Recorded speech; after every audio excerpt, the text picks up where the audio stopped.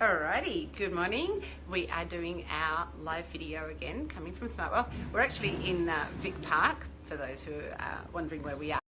And so you'll hear lots of banging and clanging because they're busy digging up water pipes all up and down the street, which has been fantastic disruption for all the businesses up and down Albany Highway. Yeah, about 50 Bob the Builders out there, isn't there? There is. Bob Builders going anywhere. Can he fix it? Can he fix it?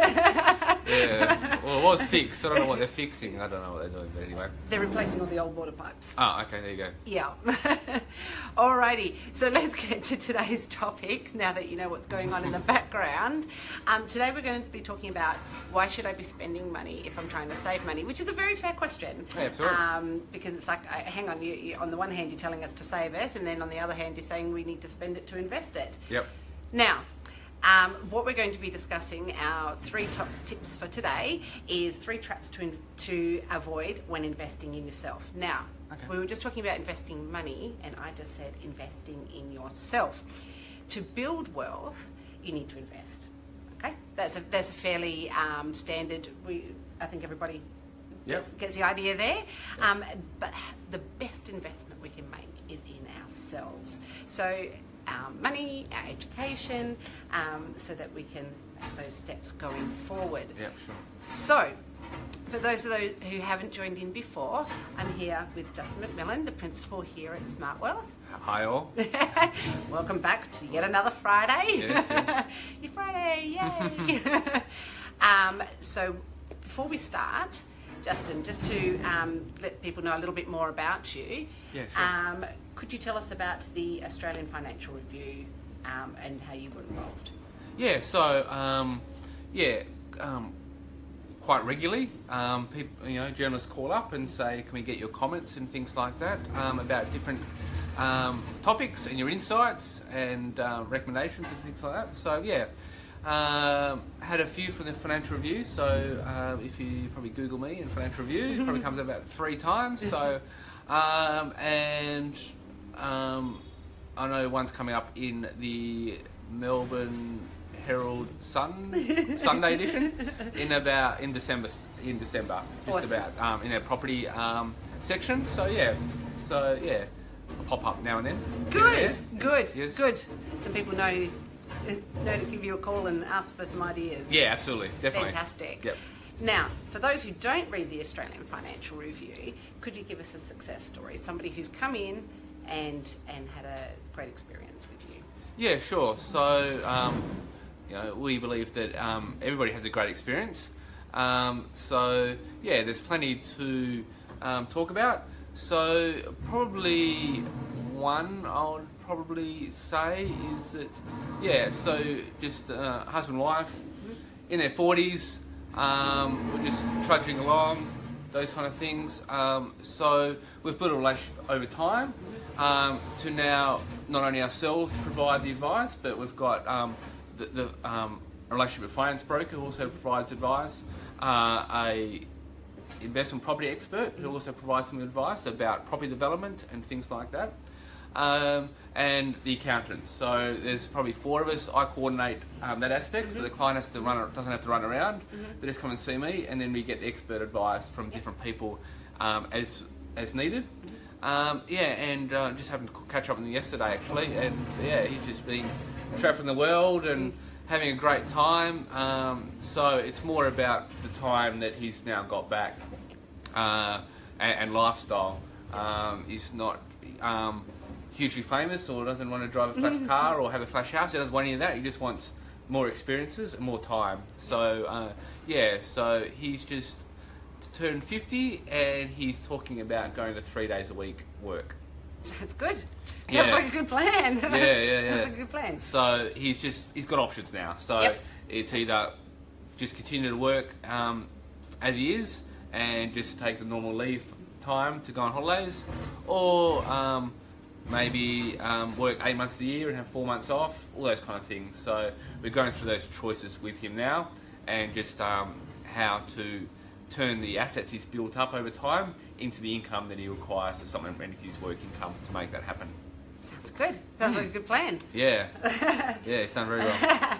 All right, now we promised that there are 3 traps to avoid when investing in ourselves. So our first one for today is the magic X number of steps. And so magic 7 steps, the magic 12 steps. Yeah. Everybody loves putting a number with it. Yeah. And Yeah, we see it all the time. Facebook ads, computer ads, internet ads, newspapers, whatever it may be. Come and see my seminar and talk about and discover like it's a discovery, the 5 steps or 7 steps, where it may be. I don't know why they changed, but everybody's got their own different take on it. Which to degree is, I don't know how everybody in the room, 100 people, would have totally different objectives and totally different aspirations, totally different requirements than the person next to them, to the person and throughout the audience of 100 people.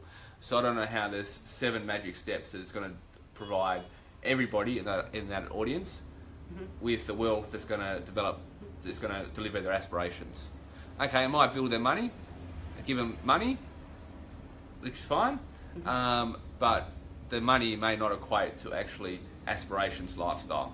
Yep. So just because next door neighbour's done something, or the person down the road or work colleague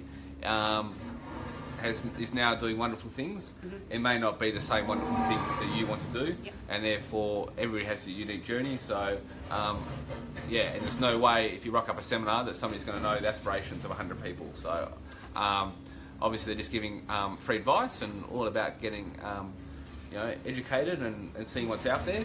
But once somebody then decides to embark on the journey of developing wealth and becoming financially free, is they need a highly individualised program to go along with that, and somebody that understands their individual aspirations and concerns. Yep. That makes sense. All right.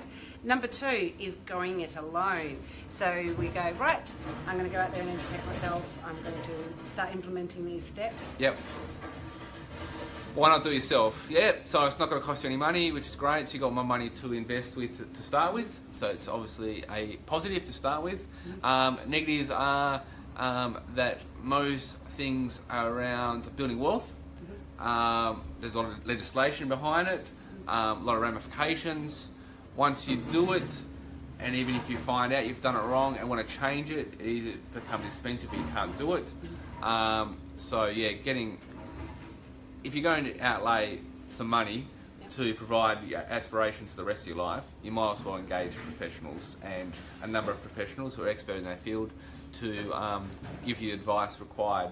And it may be just that smidgen of the final 5% and 95% might be the final 5% that makes all the difference of either accelerating that or either doing something significantly wrong and then trying to unwind it later, which you can't, and then having ramifications around that.